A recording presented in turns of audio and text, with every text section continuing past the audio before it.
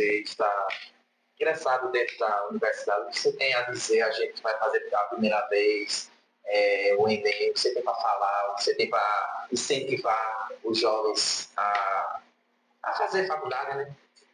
A primeira coisa façam, vale a pena. Não se preocupem num primeiro momento, aí eu estou falando no contexto hoje, né, tirando até pela minha experiência lá atrás. Mas assim, não se preocupem muito no primeiro momento de, não é esse curso que eu quero, né? Não é esse curso que eu quero. Então assim, não tem oportunidade de fazer de imediato o curso que vocês querem, entra na universidade para entender como é que funciona o ensino superior. Faz um curso que, ainda que não seja a sua primeira opção, mas um curso que você sinta que tem alguma identificação, faz algum sentido para você. Ingressa, sente como é o ambiente acadêmico. Eu acho importante sempre se adequar a tudo, né? Eu acho que é bom a gente experimentar de tudo um pouco. Sim, isso é importante. E aí, claro, vocês ainda são jovens, né? Acho que o público aqui desse podcast é um público muito jovem também, que tem a possibilidade de ir mudando também.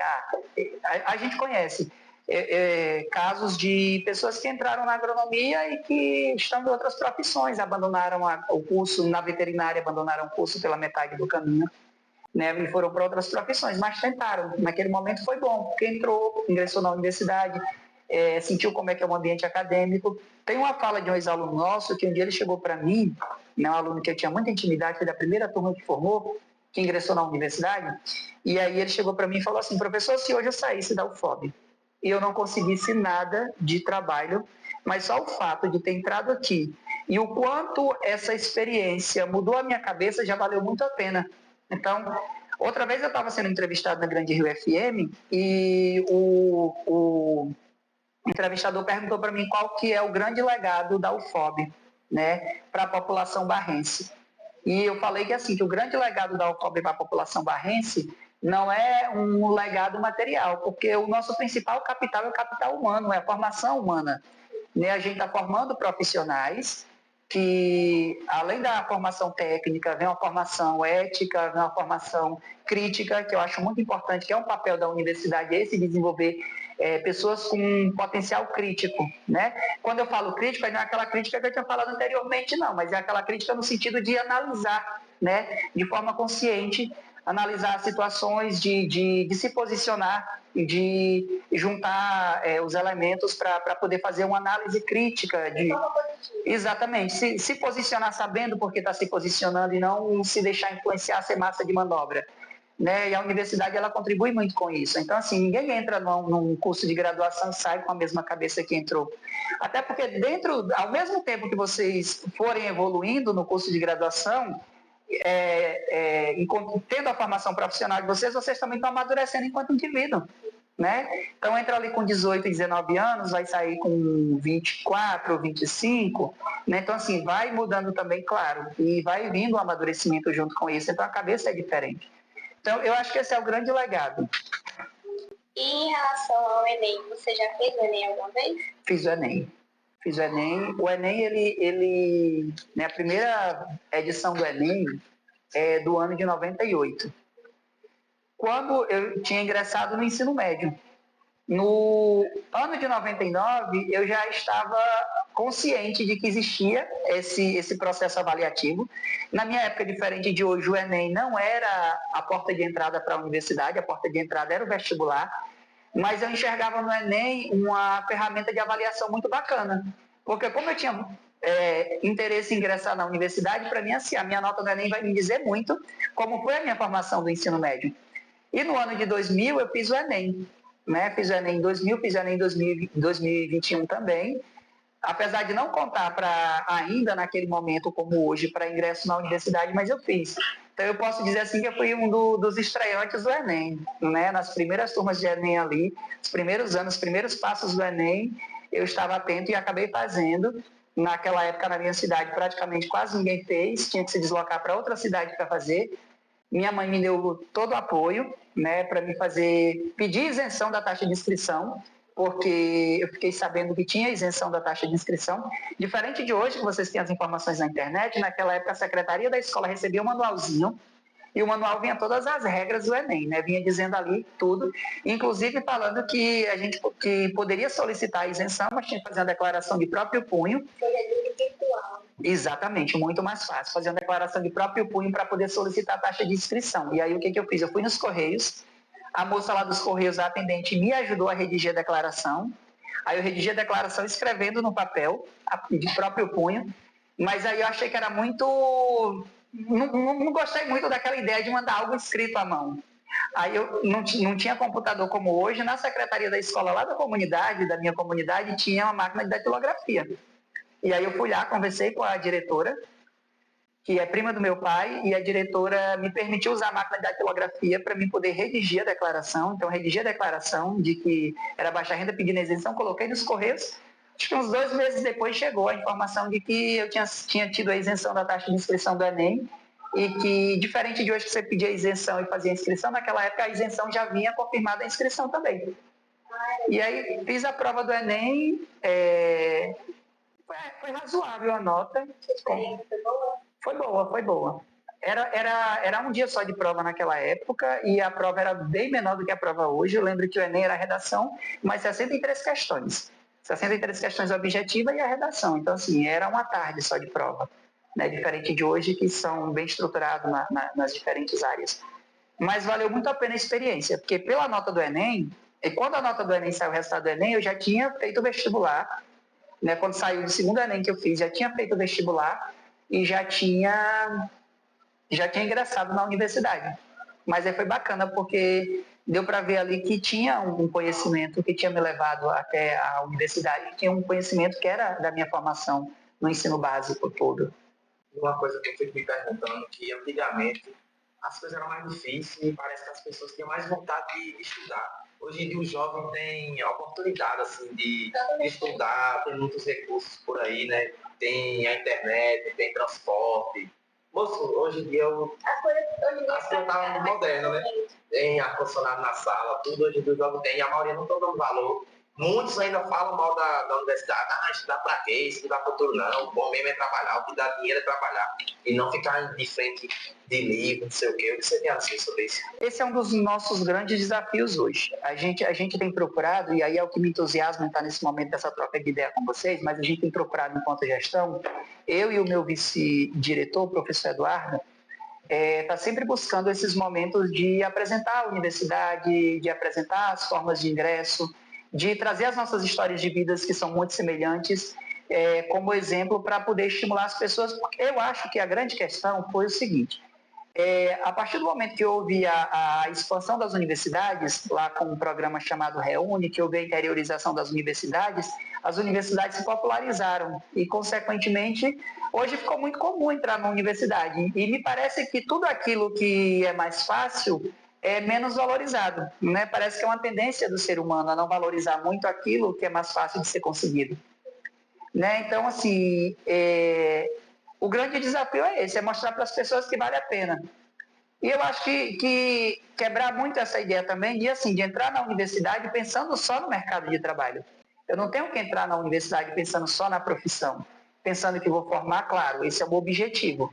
Mas a gente precisa enxergar o papel da educação, da formação, que vai para além daquilo que é o sucesso na vida profissional. Porque o sucesso na vida profissional vai depender de outros fatores, que não só a formação, não é só um diploma. Um diploma hoje, eu falo isso muito tranquilamente para os meus alunos, um diploma hoje não é garantia suficiente de que você vai ser bem sucedido no mercado de trabalho. Existem muitas outras ferramentas que, somadas com o diploma, vai fazer com que aquele profissional chegar no mercado de trabalho, ele se adapte ao mercado e ele consiga ser um profissional de sucesso, né? Então, eu acho que a gente precisa fazer um trabalho de incentivo muito grande para que o jovem de hoje enxergue, né, a universidade com outros olhos e assim entendam que é importante fazer, né? Eu acho que talvez por conta hoje todo mundo, teve uma época que todo mundo queria ser jogador de futebol, né? Hoje todo mundo quer ser influencer. É muito essa ideia assim do dinheiro fácil, né? Muito essa ideia do dinheiro fácil, mas eu não acredito muito em dinheiro fácil, porque tudo que vem fácil vai fácil, né? A gente precisa trabalhar em cima de algo que tenha bases sólidas. Não estou dizendo que não é importante, claro. A gente tem dentro das áreas hoje, eu vinha conversando com um colega no sábado, fui fazer uma pedalada e vinha conversando, de hoje a importância das mídias sociais dentro das diversas áreas. Tanto que aqui nós estamos, né, um grande exemplo. Né, a gente está aqui usando as mídias sociais de uma forma muito positiva, trazendo conteúdo de qualidade, né, gerando informação para a sociedade.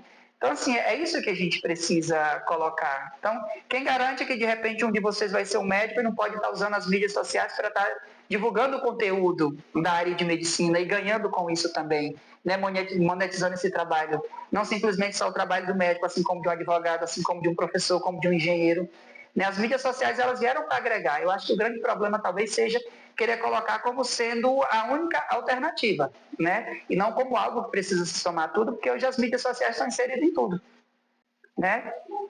E como a universidade apoia o desenvolvimento profissional dos alunos durante o curso? Boa pergunta. Deixa eu ver aqui se eu acesso a forma como tentar entender aqui a tua pergunta para elaborar a resposta, né? Repete para mim de novo. E como a universidade apoia o desenvolvimento profissional dos alunos durante o curso? Eu acho que o primeiro ponto é assim, a gente considerar que a universidade, ela dá formação técnica para que esse aluno, ele saia no final, ali ele seja um egresso com um diploma, com conhecimento suficiente para ele exercer a profissão. Acho que o ponto é esse. Para além disso, o que a gente faz é trabalhar com outras temáticas dentro da universidade que vai para além da formação técnica. Então, a gente trabalha muito com os conteúdos da interdisciplinaridade. Né? A universidade tem programas voltados para isso. Né? A universidade trabalha com diversos programas como Despertar. A universidade trabalha com um programa que é chamado de Transversalidades, onde a gente vai trabalhar temas sobre racismo, sobre sexualidade, a gente vai trabalhar sobre a cultura da não violência. Então, a universidade, ela vai, de forma paralela à formação técnica, trazendo essa outra formação que agrega, que aí entra dentro daquele combo que eu falei para vocês, de que o diploma por si só não é suficiente, né? Outra vez a gente estava em uma empresa fazendo uma visita técnica na empresa, e o que foi colocado pelo RH da empresa é que a dificuldade deles de selecionar profissionais para trabalhar na empresa é que eram muitas vezes pessoas que tinham um bom currículo, mas com uma dificuldade muito grande de relacionamento, né, de interrelacionamento com as pessoas. E dentro da universidade a gente tenta trazer isso também da importância das relações, né, entre as pessoas, um bom convívio no ambiente de trabalho, harmonioso, respeitoso, com urbanidade, né, isso é importante. Então, o processo de formação, ele passa por todas essas vertentes. É por isso que eu falo que ninguém entra na universidade e sai com a mesma cabeça. E, claro, eu gosto muito de colocar para os meus alunos que o profissional do século XXI hoje, ele não pode mais, e aí eu estou pegando da realidade da minha área de formação da agronomia. E aí cada um contribui dentro da sua área, claro, da forma que acha que é mais conveniente. Mas a gente já não pode mais se colocar como um indivíduo que é predador.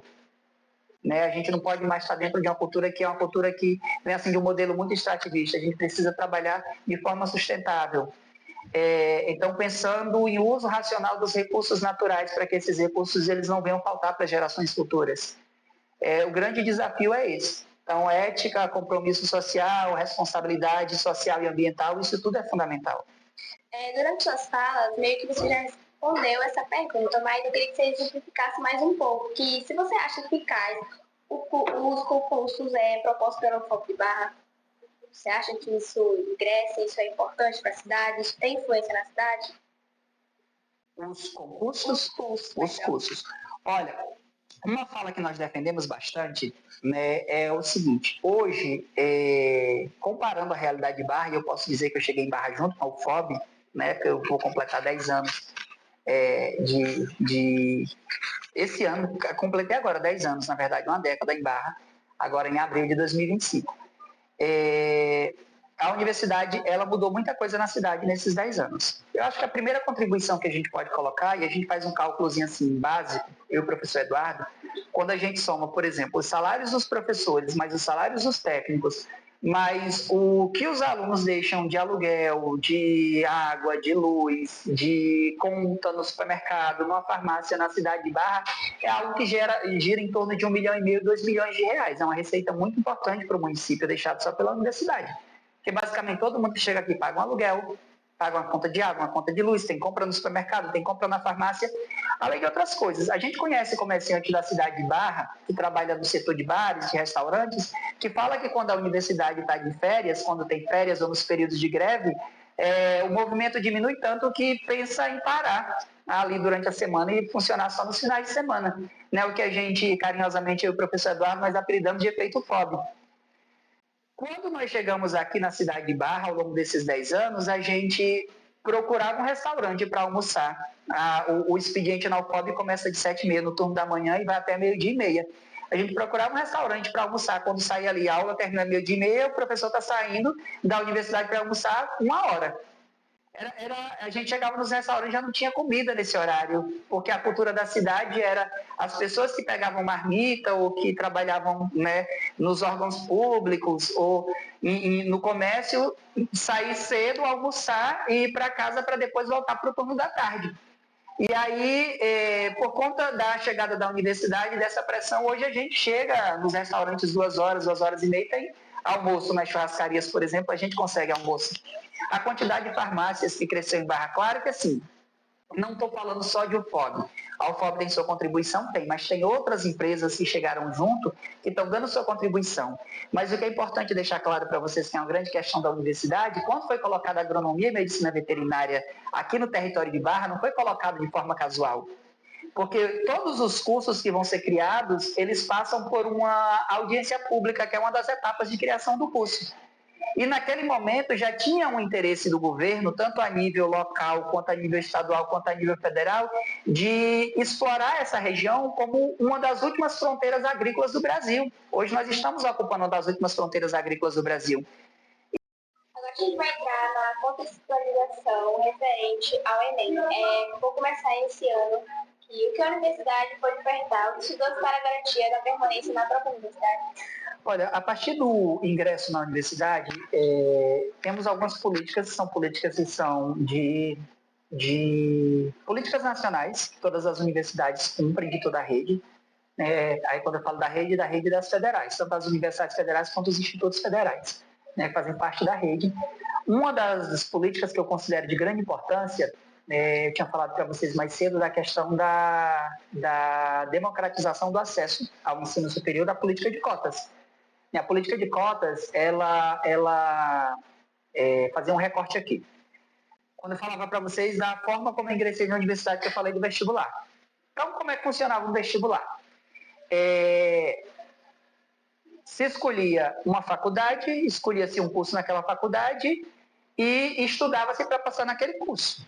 Né? Então, assim, vamos imaginar, na minha época, quando eu ingressei, eram 80 vagas. Então, tinha um quantitativo grande de pessoas que se inscreviam, os 80 com as maiores notas eram os 80 que entravam. Então, vamos dizer assim que entraram os 80 melhores. Então, se era um curso, por exemplo, as engenharias, que tem como forte matemática, então eram os 80 que tinham um conhecimento muito bom em matemática. Se ia para o direito, por exemplo, que é de humanas, então os 50, 60, 80, 100, dependendo das vagas, que eram muito, muito bons em humanas. Com a democratização do acesso ao ensino superior, né? Então, com a criação dos institutos federais, com a interiorização das universidades, né? E a UFOB é o retrato de uma universidade interiorizada, porque no passado as universidades elas ficavam muito nas grandes cidades, nas capitais, então veio para o interior, né? Criou-se um modelo de acesso ao ensino superior, que é um modelo que ele seja mais representativo do que a sociedade.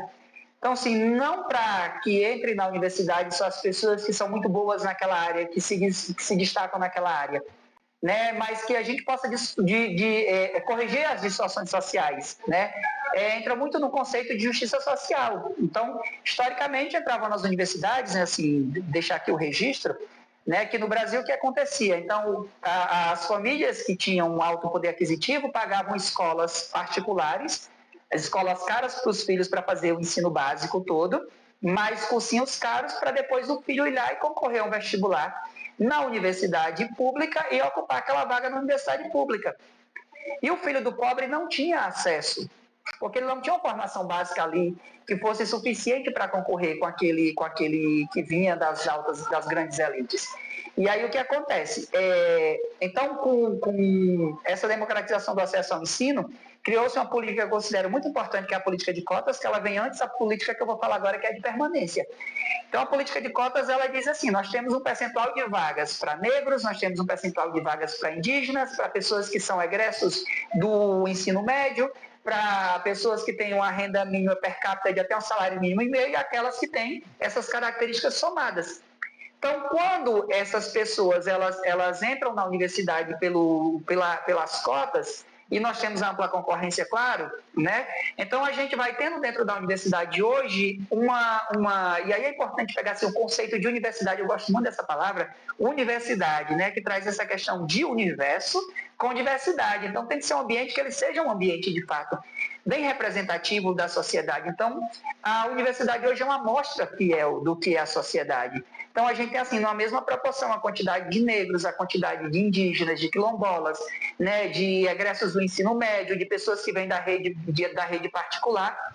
E então, a gente cumpre um primeiro momento, que é o momento de garantia do acesso. O acesso agora de forma democratizada para que todos tenham direito ao acesso. Só que não é só garantir o acesso. A gente precisa garantir o acesso, mas precisa garantir a permanência. Muitas pessoas no passado, talvez seja até o caso dos pais de vocês, os pais de muitos, os que vão nos assistir aqui, não tiveram oportunidade de fazer um curso superior porque tinha que optar entre estudar e trabalhar. A maioria, né? A maioria dos casos são assim. Exatamente. E aí, claro, por uma questão de sobrevivência, faz-se o quê? Vou trabalhar porque eu preciso garantir, em primeiro lugar, a minha sobrevivência, né? Com a política de garantia da permanência do acesso, né, nós temos aí a Política Nacional de Assistência Estudantil, o PNAES. O PNAES, ele estabelece critérios onde, dentro das condições socioeconômicas do ingressante naquela universidade, esse estudante ele pode receber um auxílio financeiro. E aí nós temos um percentual significativo dentro das universidades públicas hoje que recebem esse auxílio financeiro para que possa focar na formação, para que possa focar no estudo.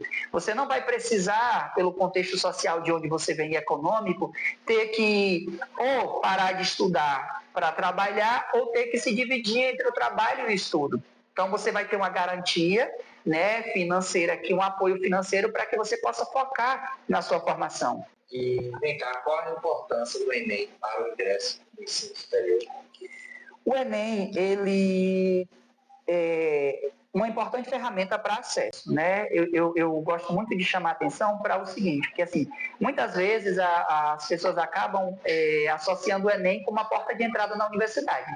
Mas a porta de entrada na universidade não é o Enem. A porta de entrada na universidade é o SISU, o ProUni e o FIES. Mas que o SISU, o ProUni e o FIES, eles dependem da nota no Enem, porque o Enem é o sistema de avaliação, né? É importante, assim, contextualizando, trazendo aqui um pouco do contexto histórico, o Enem ele foi criado em 1998 como uma ferramenta de avaliação do nível de conhecimento dos estudantes ao saírem do ensino médio. E não é só das escolas da rede pública, né? Porque pode fazer o Enem todo egresso do ensino médio, independente de ter estudado numa escola pública ou numa escola particular, certo? Então o Enem foi criado com essa ferramenta. Num dado momento, né, a partir da criação do Enem, então pensou-se o seguinte, se já existe um sistema de avaliação, né, de todo o ensino médio no Brasil, onde o estudante, ao sair, ele medido o nível de conhecimento dele e o vestibular, né, que era o modelo tradicional de ingresso, ele é uma ferramenta também de avaliação do conhecimento para dizer assim, esse interessado em ingressar na universidade, ele tem ou não tem conhecimento para ingressar na universidade, então por que não utilizar a nota do Enem? Vamos utilizar a nota do Enem. Então, para utilizar a nota do Enem, aí pensando agora na questão das universidades públicas, criou-se o SISU, que é o Sistema de Seleção Unificada, né? E aí o SISU é muito importante porque o SISU ele usa a nota do Enem, né, para ingresso. Então, tem que ser a nota do Enem do ano e que, né, o SISU de 2025 é do Enem do ano anterior. Então, foi a nota do Enem 2024. Então, faz o Enem 2024, pegou o resultado, aquela nota você joga dentro do sistema do SISU e você seleciona. O que eu acho muito bacana do SISU é que, veja, hoje você aqui em Barra, você pode optar, por exemplo, eu quero ir embora para São Paulo, eu vou tentar uma universidade lá em São Paulo. Então você pode colocar lá para São Paulo. Né? Eu quero ir para o sul do país, eu quero ficar mesmo na Bahia. Né? Então, vai pegando a nota que foi obtida no Enem e vai adequando aquela nota, porque durante todo o período de inscrição no SISU, o estudante ele vai podendo acompanhar ali pelo site do SISU como é que está a classificação dele em relação aos outros que estão concorrendo. Né? Então, dá para, às vezes, fazer um ajuste. Essa universidade talvez esteja difícil para mim, vou jogar para uma outra. Né? Tem uma outra, né? E vai fazendo esses ajustes. Outra coisa que eu acho muito importante também no sistema de seleção pelo SISU é que o estudante ele pode escolher até 2 opções de curso, um em primeira opção e um em segunda opção. Então vamos imaginar um estudante que ele escolheu, por exemplo, um curso de Direito na primeira opção e ele considerou dentro da mesma área, vamos pensar assim, um curso de História como segunda opção. De repente a concorrência em Direito foi muito grande, ele não conseguiu entrar em Direito, mas ele conseguiu nota suficiente para entrar em História. E aí acaba ficando em História. Sem falar que nós temos as listas de espera. Porque dentro do sistema de seleção unificada do SISU, todo mundo, quando se inscreve, coloca lá uma opção. Minha opção é essa, eu tenho interesse nessa vaga, mas de repente você não ficou naquela vaga. Você foi para outra vaga. Então as vagas não foram preenchidas, vem a lista de espera que vem as chamadas seguintes para que essas vagas sejam preenchidas. Para finalizar, a gente tem a questão principal, que é o que você está achando do cursinho UPT, Universidade para Todos, que está sendo implantado na UFOB com 2 turmas e no CETIB com 1 turma. Você acha que vai influenciar no conhecimento e no avanço dos alunos, principalmente em relação ao Enem? Com certeza, com certeza. Eu acho que o UPT ele vai dar uma grande contribuição na formação, ele vem complementando, né? Não é um programa para substituir, mas é um programa para complementar. E eu estimulo muito que vocês aqui presentes participem, assim como os ouvintes, né, que estão no ensino médio, parabéns por estarem participando. A gente já vê hoje dentro da universidade alunos que foram da turma do UPT do ano passado. Eu até conversava com outra professora que a gente vai, num dado momento, a gente vai parar para a gente pegar e comparar o rendimento de quem ingressou e foi aluno do UPT com aqueles alunos que não foram, né, não vieram da mesma escola, por exemplo, mas não passaram pelo UPT para a gente poder medir o alcance da política. Mas é uma política que ela é muito importante, porque traz uma complementação na formação, né, a mais além daquilo que é do ensino básico. É um cursinho pré-vestibular, focado ali no sistema de seleção Enem-SISU, que eu acho muito bacana. Né, que o conhecimento, claro, obtido a partir do UPT, ele não vai servir só para uma boa nota no Enem e para o ingresso na universidade, mas, de repente, terminou o ensino médio e quero fazer um concurso de nível médio. Né, tem um conhecimento a mais ali. Eu particularmente estou achando interessante. É uma experiência nova, correria, mas, assim, tá me influenciando cada vez melhor. Esse é o momento, aí, me permitam, assim, rapidinho, né, fugindo um pouco da pergunta, mas complementando. Acho que esse é o momento da vida de vocês que tem que buscar aquele fôlego a mais, né? Então, assim, como eu tinha falado lá no início, a gente precisa ter um foco onde eu pretendo chegar. E aí, a partir do foco do onde eu pretendo chegar, o que eu preciso fazer para chegar nesse objetivo, né? Que é o que eu gosto de colocar como metas, a minha meta é essa. Quais são as estratégias? A estratégia é aquilo que você vai utilizando para traçar aquele percurso para poder chegar naquele objetivo, né? Naquele ponto de foco. Bom, normalmente, né, em todo podcast que a gente tem, a gente costuma que o convidado mostre pra gente um instrumento, ou não sei, ou algo que relativa emoção a ele. E aí a gente queria que você apresentasse pra gente. Pronto, eu trouxe uma imagem que para mim ela é muito relevante e que se adequa muito bem ao que foi a gente colocamos hoje, as informações colocadas hoje, né? Uma foto minha com minha avó. Tinha umas pessoas na foto, eu cortei para deixar que o foco em nós dois, né? Eu acho muito apropriado, porque ontem foi Dia das Mães e eu costumo colocar assim, que a minha avó foi praticamente uma mãe, porque minha mãe foi mãe muito cedo, que é a realidade de muitas mães que ingressam na universidade, foi mãe cedo e teve que se dividir entre trabalhar, né, para estudar.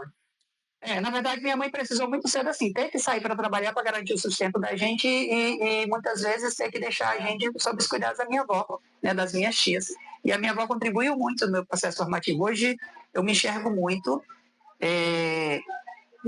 da minha avó em mim, na verdade é isso. Vejo muitas contribuições que ela deu. Ontem foi Dia das Mães, eu fiz esse recorte dessa foto ontem porque eu ia fazer uma postagem, né? Ela já desencarnou, já faleceu, eu ia fazer uma postagem em agradecimento por tudo que ela contribuiu, mas depois eu pensei que não era tão adequada, porque assim, eu acho que é uma relação que é minha e dela, né? Não tem que ir para as redes sociais. É porque já está no outro plano, não, se tivesse nesse, não tem acesso às redes sociais. O importante é fazer o sentimento viver dentro de você. Exatamente. Mas é algo que é muito de grande relevância para mim, porque assim, foi um dos nossos últimos momentos presenciais, registrados antes do falecimento dela, e que eu trago com um sentimento de gratidão muito grande pelo quanto ela contribuiu no meu processo formativo, o quanto que ela torceu, né, quando eu passei no vestibular, o quanto que ela torceu quando eu passei no concurso público, que ela teve a bênção de me ver servidor público federal, né?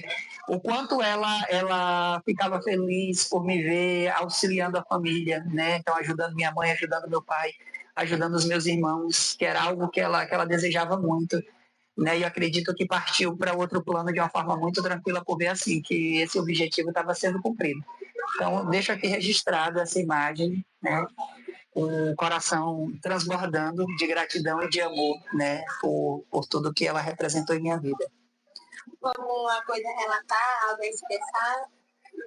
Não fico por aqui mesmo, mas fico à disposição. Outras oportunidades que julguem que é importante a participação, já perceberam que eu converso demais, então assim, Mas é bom, um podcast de meia hora não é suficiente para tanta informação. Fico à disposição se precisar complementar alguma informação, trazer mais informações sobre a universidade, sobre o Enem, sobre a experiência de vida, sobre outros temas, né? Então, assim como coloco também a Universidade Federal do Oeste da Bahia na representatividade do campus da Barra, para contribuir com vocês naquilo que vocês acharem que é conveniente. É só dizer para a gente, estamos precisando de uma palestra, de alguém para participar, de uma entrevista com um tema tal. E aí eu vejo quem se adequa ao tema e indico para vocês. Ok? E no mais é isso, agradecer pela oportunidade. Ok? Bom, ficamos por aqui. Esse foi o nosso episódio. Queríamos agradecer a presença ilustre do nosso querido diretor da UFOB. Foi um prazer estar aqui entrevistando. Suas informações foram eficientes para nós. Eu dúvidas de muito, né? O prazer foi meu. Né? Gostaríamos que continuasse assistindo o nosso podcast. Vai sair muito mais episódios. E agradecemos, né, a presença de quem ficou até aqui ao momento. E se inscrevam, né, no nosso canal, acompanhem o Incentivo em Redes e deixem o like.